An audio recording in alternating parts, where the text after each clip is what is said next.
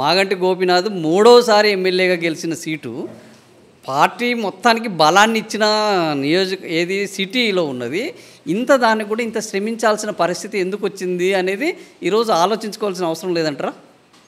శ్రమించాల్సింది ఎందుకు వస్తుందంటే ఈ దండుపాల్యం మూట ఎక్కడ దండుగట్టి ఎక్కడ మూటాలు పంపిస్తారో ఆ మూటాలకు ప్రజలకు చేరవేస్తారో కాబట్టి డెఫినెట్గా ప్రజలకు వాస్తవాలు తెలవాలని చెప్పి ప్రజలకు వాస్తవాలు వివరించాలనే ఒక ఉద్దేశంతో ఒక సమిష్టిగా ఐకమత్యంగా మా పార్టీ శ్రేణులంతా పనిచేస్తూ ఉన్నాము.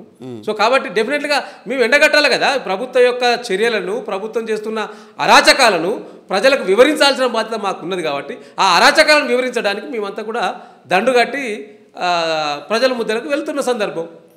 అంటే ఈ దండుపాలెం బ్యాచ్ అని మీరు వాళ్ళని అంటున్నారు, కానీ ఇప్పుడు నవీన్ యాదవ్ చెప్పేది ఏంటంటే ఈ దండుపాలెం బ్యాచ్ మేం కాదు, మీరే మమ్మల్ని పొద్దున లేస్తే గత్తర లేపుతున్నారు, లేనిపోని ప్రచారం చేస్తున్నారు మా మీద, ఆడోళ్ళని ఏడిపించినామని. దాన్ని అసలు బీఆర్ఎస్ వాళ్ళు చేస్తున్న సోషల్ మీడియా పోరాటం ఇంక ఎవడి వల్ల కాదురా బాబు అన్న లెవెల్కి వచ్చేసారు.